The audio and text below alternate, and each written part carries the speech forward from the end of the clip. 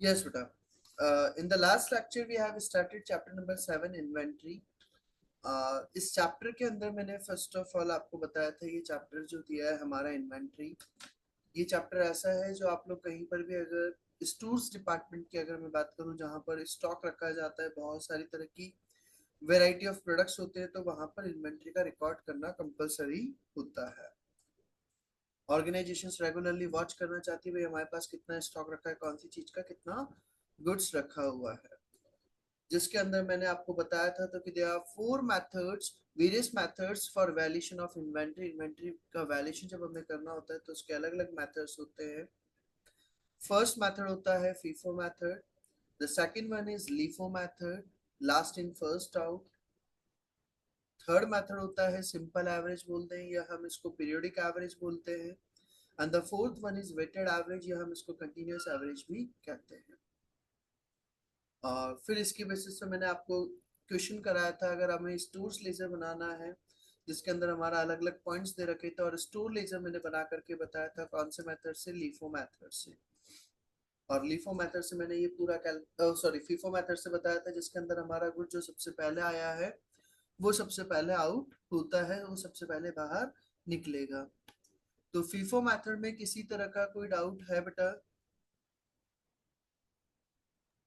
Anyone having doubt in the FIFO method और LIFO method?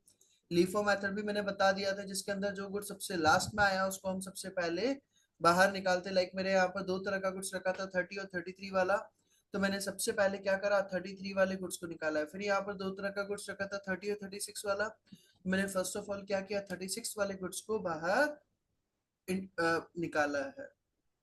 ये दोनों मेथड्स में किसी तरह का कोई डाउट है? No sir. नहीं है। इसी के बाद में फिर हम आते हैं थर्ड मेथड सिंपल एवरेज या पीरियोडिक एवरेज, जो मैंने नेक्स्ट लास्ट पीरियड में स्टार्ट किया था। फिर मैंने उसको भाई हम नेक्स्ट पीरियड में इसको प्रॉपर वे में स्टार्ट करते हैं। तो सिंपल एवरेज जब हमें निकालना होता है तो उसका मैं तरीका बताता हूँ कैसे हमें उसको कैलकुलेट करना होता है। सिंपल एवरेज निकालने के लिए सिंपल एवरेज हम बोल दें या फिर periodic average,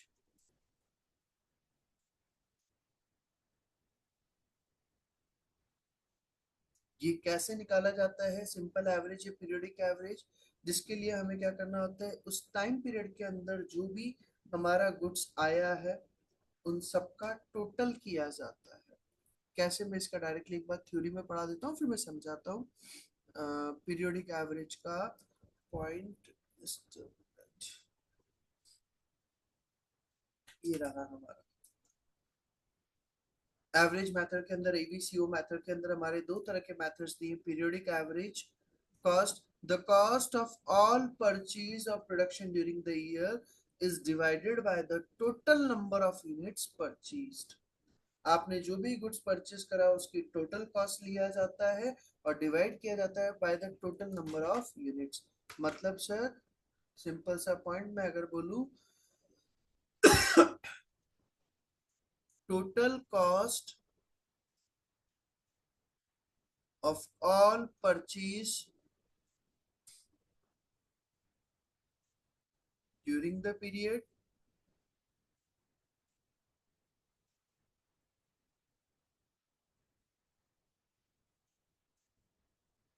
and divided by total number of units। Sir कैसे? फॉर एग्जाम्पल मान लो मैंने अलग अलग तरह की गुड्स का परचेज किया हुआ है। जैसे यहाँ पर हम अगर बात करें, इस क्वेश्चन के अंदर हमने देखा था मेरे पास ओपनिंग बैलेंस रखा हुआ था 10 यूनिट्स का, 30 वाला। फिर उसके बाद में मैंने परचेज करा 10 यूनिट्स 33 वाला, और फिर उसके बाद में इशू करा 10 यूनिट्स। फिर वापस से 3 फरवरी को फिर परचेज करी 10 यूनिट्स 36 पर, फिर परचेज करी 10 यूनिट्स 40 पर। तो इस टाइम पीरियड के अंदर जो भी मैंने गुड्स वगैरह परचेज करा है उसका एवरेज रेट कैसे लिया जाएगा? यहाँ पर हमें जो जो भी मेरे पास गुड्स रखा हुआ था, अगर मुझे सिंपल एवरेज प्राइस अगर निकालना है इसी क्वेश्चन के अंदर, तो वो कैसे निकालूंगा मैं? फर्स्ट ऑफ ऑल 10 यूनिट्स रखी हुई थी 30 वाली, तो 10 इंटू 30 प्लस, फिर उसके बाद में मैंने क्या करी थी, 10 यूनिट्स परचेज करी थी 33 वाली, तो 10 इंटू 33, फिर प्लस, फिर उसके बाद में मैंने परचेज करी थी 3 फरवरी को 10 यूनिट्स 36 वाली, तो 10 यूनिट्स 10 इंटू 36, फिर उसके बाद में मैंने परचेस करी थी 10 यूनिट्स 40 वाली, तो प्लस 10 इंटू 40 ईच, और टोटल कॉस्ट निकल जाएगा divided by total number of units, और टोटल नंबर ऑफ यूनिट्स सबसे पहले ओपनिंग बैलेंस में थी 10 यूनिट्स, फिर आपने परचेस करी एक बार 10 यूनिट्स, फिर दूसरी बार परचेस करी 10 यूनिट्स, फिर तीसरी बार परचेस करी 10 यूनिट्स।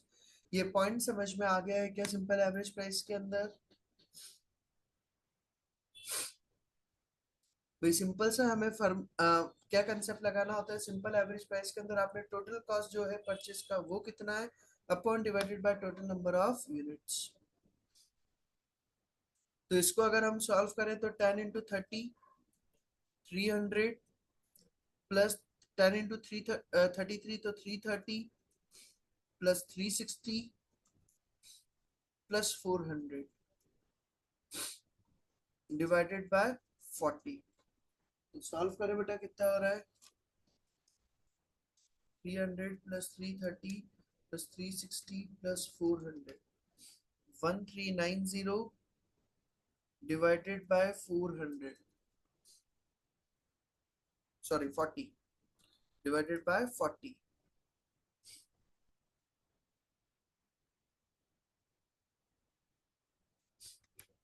तो आपका आ जाएगा 34.75 पर यूनिट। तो मतलब कि फिर मैं जो भी यूनिट्स इशू करूंगा वो किस रेट पर इशू करूंगा, 34.75 पर यूनिट पर। इन दिस केस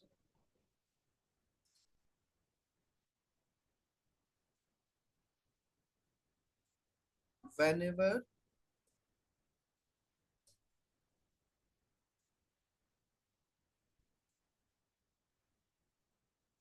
units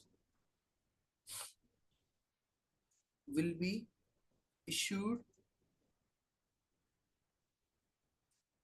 जब भी यूनिट्स इशू की जाएगी इशू प्राइस विल बी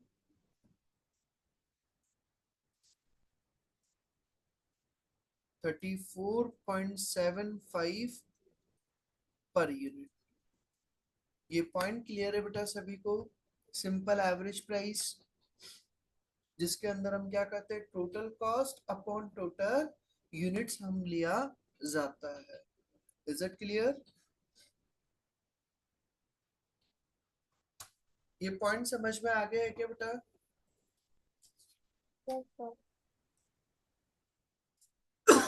तो मैंने अभी तक के में बेसिकली आपको 3 पॉइंट्स बता दिए हैं, फीफो मेथड, लीफो मेथड और सिंपल एवरेज।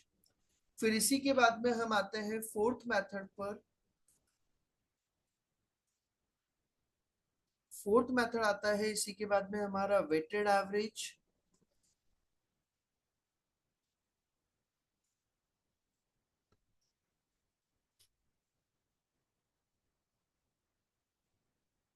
हर्षप्रीत बोल रहे हैं सर यहाँ तो हमें सारे परचेज पता थे तो वो ले लिया, बट बिजनेस में तो परचेज होता रहता है कंटिन्यू, तो उसमें कैसे वर्क करेगा? तो हम उसके अंदर फिर क्या करते हैं, बट एक टाइम पीरियड तक की परचेज ले ली जाती है। भाई आपने जैसे मान लो 1 जनवरी से लेकर 31 जनवरी तक का ले लिया। अब 31 जनवरी से लेकर 31 जनवरी तक में आपने जो भी परचेज किया है वो रेट अप्लाई करेंगे हम कब तक, अगली फरवरी तक। अब फिर 1 फरवरी से लेकर 28 फरवरी तक आपने जो भी परचेज करा वो आपकी रेट अप्लाई हो जाएगी कब, मार्च के अंदर। Getting my point? वो फिर वहां पर कंसेप्ट ऐसे फॉलो किया जाता है उसका क्योंकि ऑब्वियसली आप जो बोल रहे हो तो कि सर रेगुलर परचेज होगा तो वो चीज प्रॉब्लम आ सकती है, तो फिर वो एक डाटा निकाला जाता है, उस डाटा को नेक्स्ट मंथ में, फिर उस डाटा को अगले नेक्स्ट मंथ में, ऐसे उसको अप्लाई किया जाता है। यहाँ तक की बात भी हो गई सर। फिर आगे आता है इसी के बाद में वेटेड एवरेज। वेटेड एवरेज या हम बोल दें कंटिन्यूअस एवरेज मेथड। और सर इस केस में क्वेश्चन को कैसे सॉल्व किया जाता है? जब अगर आपका वेटेड एवरेज या कंटिन्यूअस एवरेज अगर होता है तो वहां पर क्वेश्चन को कैसे सॉल्व किया जाता है। तो अब इसका हम क्वेश्चन देखते हैं। वेटेड एवरेज या कंटिन्यूअस एवरेज जो एग्जाम पॉइंट ऑफ व्यू से इंपॉर्टेंट होता है आपके एग्जाम में। ज्यादातर अगर इन्वेंट्री में क्वेश्चन अगर पुटअप होता है तो वो इसी पॉइंट से पूछा जाता है, वेटेड एवरेज या कंटिन्यूअस एवरेज से। तो उसके लिए हम अ, एक क्वेश्चन लिख लेते हैं पहले, फिर उसके बाद में हम इस क्वेश्चन पे स्टार्ट करते हैं। क्वेश्चन दे रखा है the following are receipts and issue of inventory.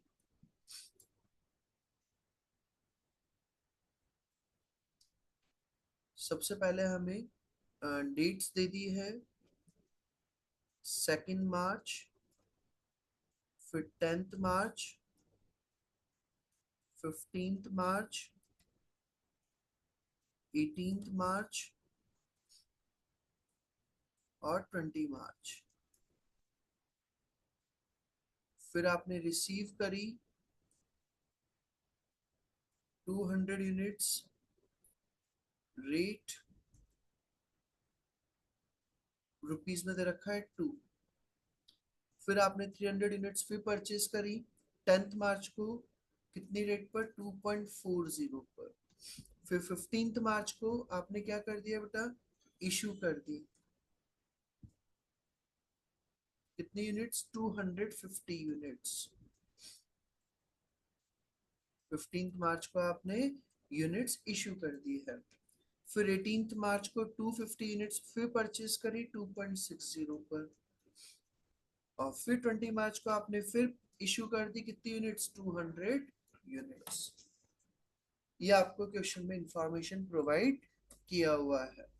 आपसे बोला है प्रिपेयर करना है stores ledger using weighted average method. Prepare stores ledger using weighted average method. ये हमें बनाना है। तो वेटेड एवरेज मेथड से हमें क्वेश्चन को सॉल्व करना है, तो वही हमें सबसे पहले स्टोर्स लेजर बनाना होगा। तो स्टोर्स लेजर कौन से मेथड से? Weighted average.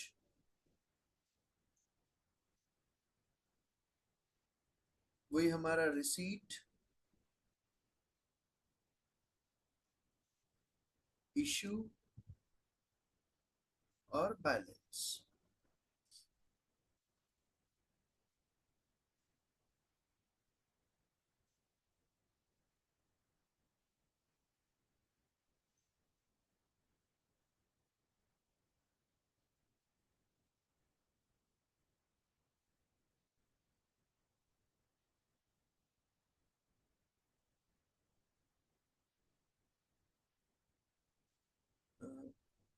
Quantity,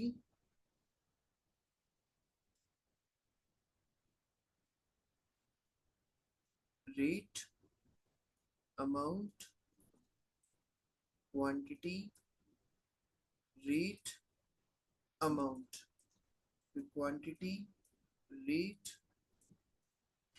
amount.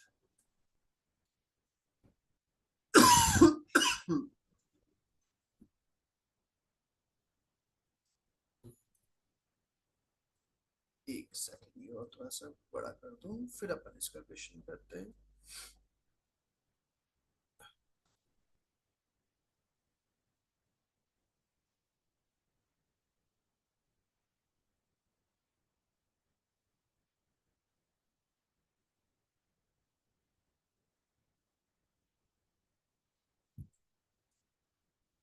हाँ बेटा, तो अब हम देखिए इसके अंदर कैसे इसको किया जाएगा स्टोर्स लेजर, जब अगर हमें इस मेथड से बनाना है।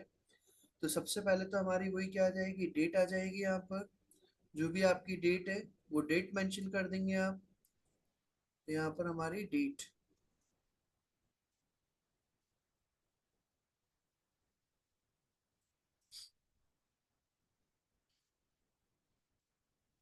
फर्स्ट ऑफ ऑल हम देखें बेटा, हमारा फर्स्ट पॉइंट दे रखा है 2 मार्च। और 2 मार्च को आपने क्या करिए, 200 यूनिट्स परचेज करिए। और एक यूनिट कितने की, 2 रुपीज की। तो यहाँ पर मैंने लिखा डेट 2 मार्च,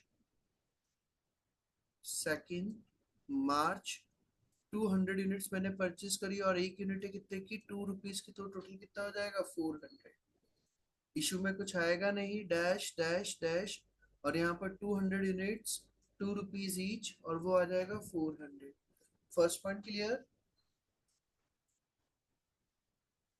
सेकंड पॉइंट की अब हम बात करें, 2 मार्च के बाद में फिर क्या करा आपने, 10 मार्च को फिर वापस से 300 यूनिट्स परचेज करी 2.40 पर। तो 2 मार्च के बाद में 10 मार्च, 2 मार्च के बाद में 10 मार्च आपने क्या करी, 300 यूनिट्स परचेज करी है। और एक यूनिट कितने की है, 2.40। तो हम इसको मल्टीप्लाई करें, 300 इंटू 2.40, तो वो हो जाएगा कितना, 720। अब यहाँ पर हमें यूनिट्स लिखनी है, तो यूनिट जब लिखनी है याद रखना मेन पॉइंट, हम जब वेटेड एवरेज होता है तो इस मेथड के अंदर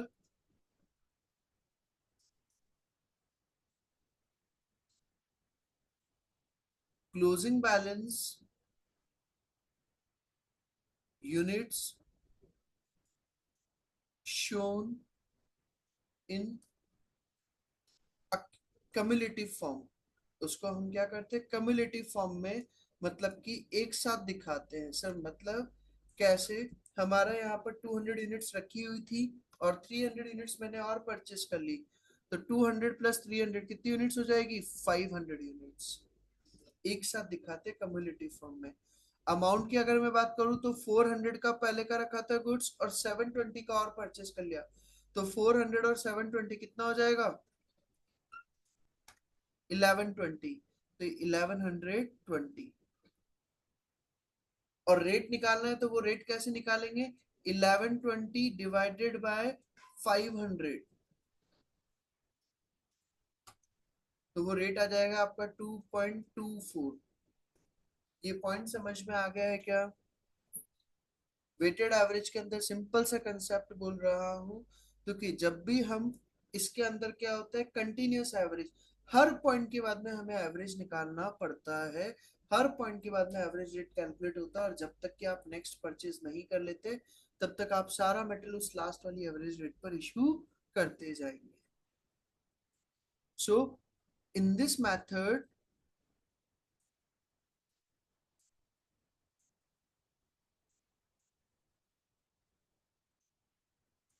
average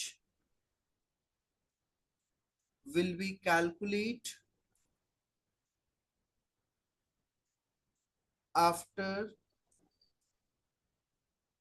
every purchase। हर परचेज के बाद में हम उसका एवरेज निकालते हैं। And material will be issued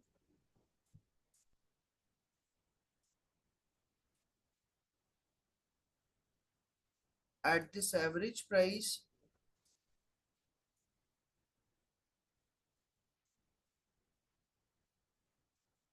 until new purchase not made. जब तक आप कोई नई परचेज नहीं करते तब तक वो जो आपकी एवरेज प्राइस आ रही है उसी पर आप इश्यू करेंगे। लाइक हमने यहाँ पर 10 मार्च को हमने निकाला, 400 रुपीज का पहले का रखा था कुछ, 720 का और परचेज कर लिया तो कितना हो गया, 1120। 200 यूनिट्स पहले की रखी थी, 300 यूनिट्स और परचेज कर ली तो कितना हो गया, 500। और रेट हमें निकालना है तो 1120/500, तो वो कितना आ गया, 2.24 पर यूनिट। वो हमारा आ गया फर्स्ट पॉइंट का। फिर इसी के बाद में हम आगे चले, 10 मार्च के बाद में फिर दिया हमें 15 मार्च। 15 मार्च को अब हमने क्या कर दी, 250 यूनिट्स इशू कर दी है। तो यहाँ पर मैंने लिखा 15 मार्च और मैंने कितनी यूनिट्स इशू करी है, 250 यूनिट्स। तो 250 यूनिट्स मैं इशू करूंगा और किस रेट पर इशू करूंगा, 2.24 पर। तो 2.24, तो 250 इंटू 2.24 तो आ जाएगा आपका 560। 500 यूनिट्स में से आपने 250 यूनिट्स इशू कर दी, तो कितना बैलेंस बचा, 250 यूनिट्स, वही 2.24, तो कितना हो जाएगा, 560। 15 मार्च के बाद में फिर आपने क्या कर ली, 18 मार्च को फिर वापस यूनिट्स परचेज करी है। तो फिर वापस से यहाँ पर हम लिखेंगे 18 मार्च, और कितने यूनिट्स आपने परचेज करी है, 250 यूनिट्स, 2.60। तो 250 यूनिट्स 2.60, तो इसको मल्टीप्लाई करें, 250 इंटू 2.60, तो वो हो जाएगा आपका 650। बैलेंस की अगर मैं बात करूँ, 250 यूनिट्स पहले की रखी थी, 250 यूनिट्स और परचेस कर ली, तो कितनी हो गई, 500 यूनिट्स। 560 का गुड्स पहले का रखा था और 650 का और परचेस कर लिया, तो 650 प्लस 560 तो कितना हो गया, 1210। 560 प्लस 650, 560 प्लस 650, तो वो हो गया 1210, और डिवाइडेड बाय कितनी यूनिट्स है, 500 यूनिट्स, तो डिवाइडेड बाय 500, तो ये आ जाएगा आपका 2.42 पर यूनिट। तो अब मैं जब नेक्स्ट जो भी इशू करूंगा, तो वो किस पर इशू करूंगा, 2.42 पर यूनिट पर, जब तक कि कोई और परचेज ना कर लो। तो हमारे यहाँ पर रेट आ गई 2.42। फिर इसी के बाद में फिर हम थर्ड नेक्स्ट पॉइंट पर चले, 18 मार्च के बाद 20 मार्च, और 20 मार्च को आपने क्या करी, 200 यूनिट्स फिर वापस से इशू करी। तो 20 मार्च, और आपने क्या करा, 200 यूनिट्स फिर वापस से इशू करी। तो किस रेट पर इशू करेंगे, 2.42 पर। तो 200 इंटू 2.42, तो वो आ जाएगा आपका 484। 500 में से 200 यूनिट्स इशू कर दिया, तो कितनी बची, 300 यूनिट्स, और into 2.42, 300 into 2.42, that will be 726। ये पॉइंट समझ में आ गया है क्या बेटा?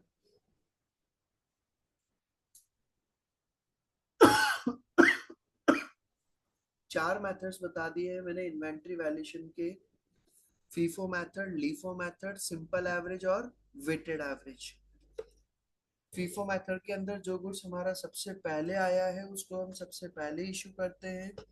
लीफो मेथड के अंदर जो गुड्स हमारा सबसे लास्ट में आया है उसको सबसे पहले इशू करते हैं। सिंपल एवरेज के अंदर हमें कुछ नहीं करना, जो भी हमने गुड्स परचेज करा था उसका सबका टोटल किया जाता है, total cost divided by total number of units. और वेटेड एवरेज के अंदर जो हमारा इंपॉर्टेंट होता है, जिसके अंदर हमें हर परचेज के बाद में रेट्स का एवरेज निकालना पड़ता है। लाइक यहाँ पर हमने 2 मार्च था, 200 यूनिट्स हमने परचेज करा 2 रुपीज से 400, बैलेंस में आ गया 200 यूनिट्स 2 रुपीज 400। 10 मार्च को आपने फिर वापस से 300 यूनिट्स परचेज करी, तो 300 यूनिट्स 2.40 720। बैलेंस की जब मैं बात करूँ तो 200 यूनिट्स पहले की रखी थी, 300 यूनिट्स और परचेस कर ली, तो कितना हो गया बैलेंस, 500 यूनिट्स। फिर अमाउंट हम निकालें, 400 का पहले का रखा था, 720 का और, तो 400 प्लस 720 1120। रेट अगर हमें निकालना है तो 1120 डिवाइडेड बाय 500, तो वो हमारा आ जाएगा कितना, 2.24। तो जब तक कि हम नेक्स्ट परचेज नहीं करते, हम सारा इशू किस पर करेंगे, 2.24 पर। 15 मार्च को आपने क्या करी, 250 यूनिट्स इशू कर दी, किस रेट पर, 250 यूनिट्स इशू करी, रेट नहीं दे रखी, तो कौन से लेंगे, वेटेड एवरेज प्राइस है, तो लास्ट वाला है 2.24। 560 आ गया, 250 यूनिट्स बची है, 500 में से 250 यूनिट इशू कर दिया, तो वो कितने पर आ जाएगा, 2.24 पर 560। 18 मार्च फिर वापस से आपने 250 यूनिट्स परचेस कर ली 2.60 पर, तो वो हमारा आ गया कितना, 650। 250 यूनिट्स पहले की रखी थी, 250 यूनिट्स और परचेस कर ली, कितना हो गया, 500 यूनिट्स, और रेट हमारा आ जाएगा 560 का पहले का रखा था, 650 का और परचेस कर लिया था 1210। तो 1210 डिवाइडेड बाय 500, तो आ गया आपका 2.42 पर यूनिट। और 20 मार्च को फिर वापस आपने 200 यूनिट्स इशू करी है, तो वो किस रेट पर इशू करेंगे, 2.42 पर। तो 200 यूनिट्स 2.42 पर हमने इशू कर दिया, और बैलेंस आ जाएगा मेरा कितना, 300 यूनिट्स का 2.42 से। Is it clear? Yes sir. तो ये बेसिकली मैंने 4 मेथड्स बता दिए इन्वेंट्री के वैल्यूएशन करने के, FIFO method, LIFO method, simple average और वेटेड एवरेज। इसका हम एक बुक का क्वेश्चन देखते हैं, उससे क्लियर हो पाएगा। और ताकि बुक में एक क्वेश्चन दे रखा है हमारा, just a minute.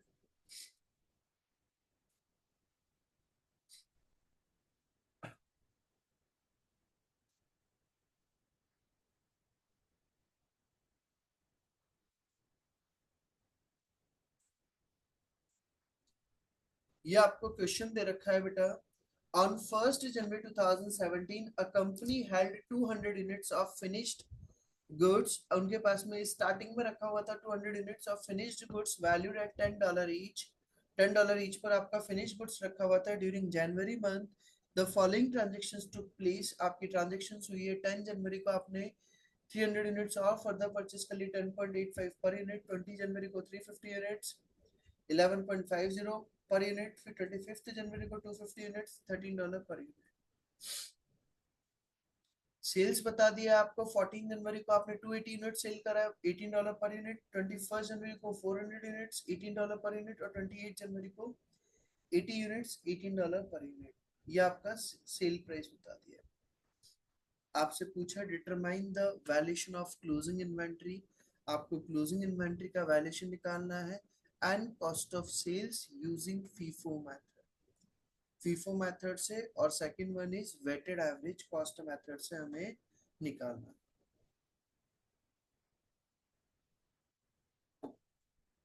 Sir cost of sales कैसे निकलेगा, जो जो भी हम इशू करते हैं, इशू का जो टोटल आएगा वो हमारा क्या कहलाएगा, कॉस्ट ऑफ सेल्स कहलाएगा। क्या वो हमारा क्या कहलाएगा, कॉस्ट ऑफ सेल्स। तो हमें यहाँ पर क्वेश्चन को सबसे पहले कौन से मेथड से सॉल्व करना है, फीफो मेथड से। तो हम यहाँ पर क्वेश्चन को सॉल्व करने के लिए क्या बनाना पड़ेगा, वही हमें stores ledger.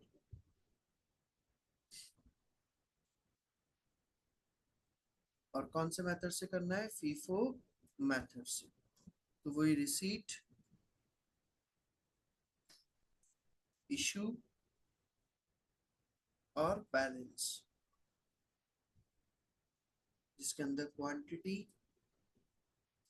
Rate, amount, quantity, rate, amount, quantity, rate, amount.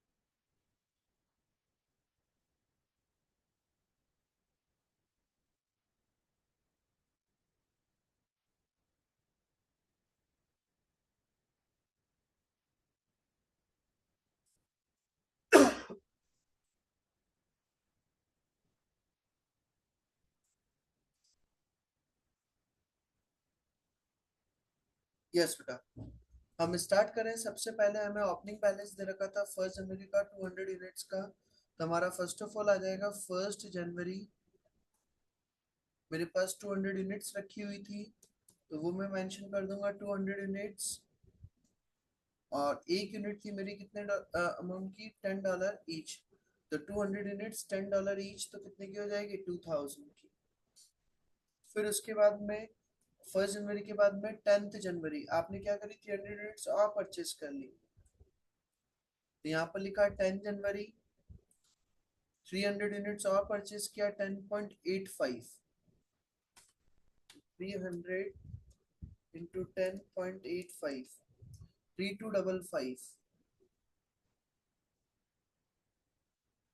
Balance की अगर मैं बात करूं तो दो तरह की यूनिट्स हो जाएगी, एक तो 200 यूनिट्स और एक 300 यूनिट्स। ये तो 10 वाली और ये 10.85 वाली। तो 200 इंटू 10 2000 और ये आ जाएगा 3255। टोटल मिलाकर के हो जाएगा 5255। यहाँ तक का पॉइंट क्लियर बेटा?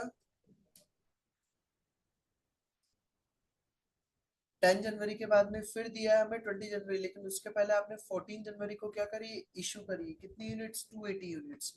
तो 14 जनवरी को हमने इशू करी, तो यहाँ पर हम मेंशन करेंगे 14 जनवरी। और 14 जनवरी को आपने इशू करी 280 यूनिट्स, तो 280 यूनिट्स आप इशू करेंगे फीफो मेथड से। तो सबसे पहले तो मैं क्या करूंगा, 200 यूनिट्स इशू करूंगा 10 वाली 2000 की, और फिर उसके अलावा 80 यूनिट्स इशू करूंगा 10.85 वाली। 80 यूनिट्स इंटू 10.85, तो ये हो जाएगी आपकी 868। और टोटल मिलाकर के हो जाएगा 2868।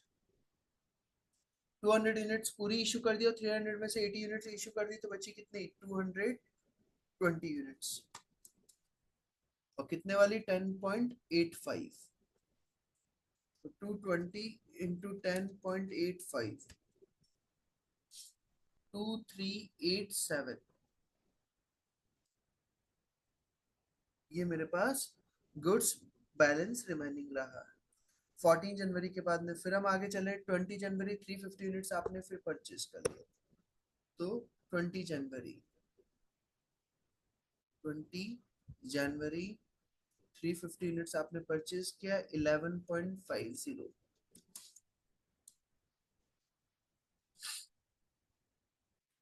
4025। बैलेंस की हम बात करें तो बैलेंस आ जाएगा 220 यूनिट्स तो पहले की रखी थी, और 350 यूनिट्स और परचेज कर ली। 10.85 वाली थी पहले की, और 11.50 वाली और परचेज कर ली। तो 2387 तो वो रखा था गुड्स, और 4025 का और परचेज कर लिया। प्लस 2387 प्लस 4025, तो आपका गुड्स हो जाएगा क्लोजिंग बैलेंस 6412। 20 जनवरी के बाद में फिर वापस से आपने क्या करा, 21 जनवरी को 400 यूनिट्स इशू करी है। तो 21 जनवरी को 400 यूनिट्स आपने इशू करी।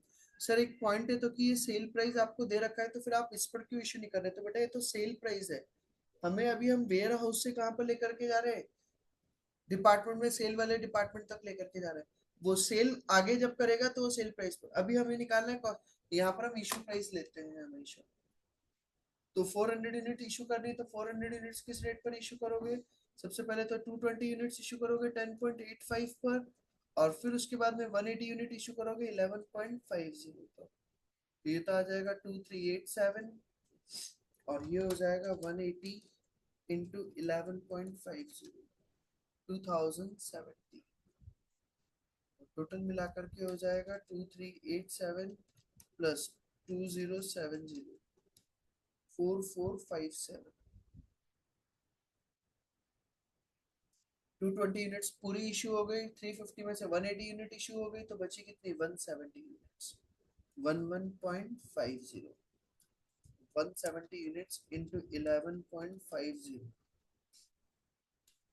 तो वो हो जाएगा 1955। वो हमारा बैलेंस आ गया कितना? 1955। 21 जनवरी के बाद में फिर हमें बोला 25 जनवरी को फिर आपने क्या कर ली, 250 यूनिट्स परचेज कर ली $13 पर। 25 जनवरी 250 यूनिट्स $13 ईच। 250 इंटू 13, जो हो जाएगा 3250। वही बैलेंस निकाल देंगे हम। बैलेंस में मेरे पास दो तरह का कुछ हो जाएगा, 170 यूनिट्स 11.50, 1955, और 250 यूनिट्स 13 वाली 3250, और दोनों को ऐड करें, प्लस 1955 तो वो हो जाएगा आपका 5205। एंड फिर इसके बाद में लास्ट पॉइंट दिया 25 जनवरी के बाद 28 जनवरी। तो 28 जनवरी को आपने क्या करा है, इशू करी है कितनी यूनिट्स, 80 यूनिट्स। 80 यूनिट्स आप इशू करोगे तो कौन सी वाली इशू करोगे आप, 11.50 वाली। 80 इंटू 11.50 ये हो जाएगा 920। 170 में से 80 यूनिट्स इशू कर दिया तो बची कितनी हमारी 90 यूनिट्स, तो 11.50 वाली, और 250 यूनिट्स 13 वाली। तो 90 इंटू 11.50 तो ये तो हो जाएगा 1035, और फिर उधर 250 इंटू 13 तो वो आ जाएगा 3250। टोटल मिलाए तो 3250 प्लस 1035 ये बैठेगा 4285। 4285। तो आपसे पूछा था क्वेश्चन के अंदर सबसे पहली चीज तो हमारे क्लोजिंग स्टॉक की वैल्यू कितनी बैठेगी, तो हमारी क्लोजिंग स्टॉक की वैल्यू आ गई कितनी, 4285।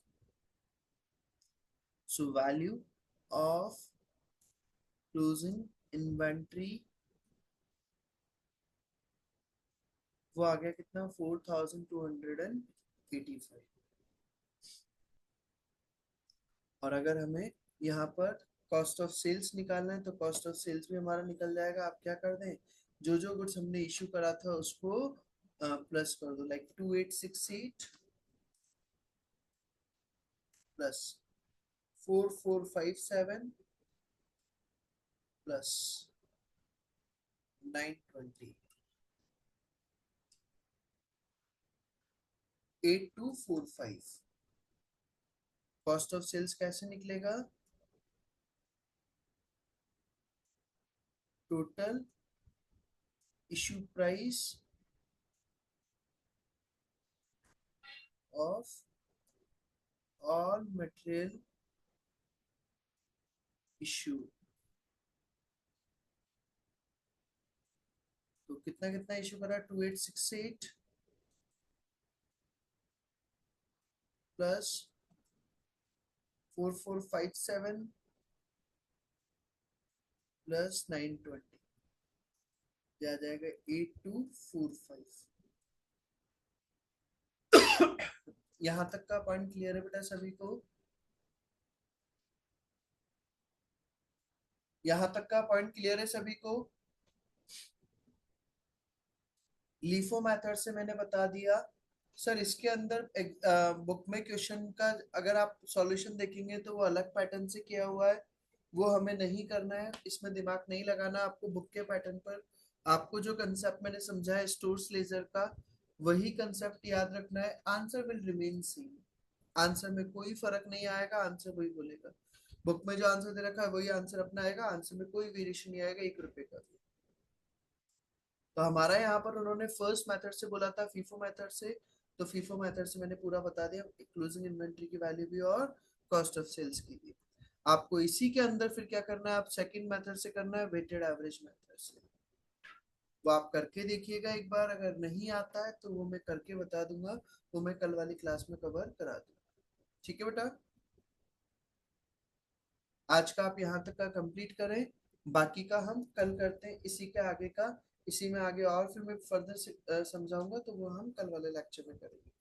आज के लिए यहाँ तक का काफी है, जिसके अंदर मैंने इन्वेंट्री का वैल्यूएशन करने के टोटल चारों मेथड्स मैंने डिस्कस कर लिए हैं। ठीक है, ओके बेटा, bye bye, thank you everyone, Thank you, sir. Welcome बेटा।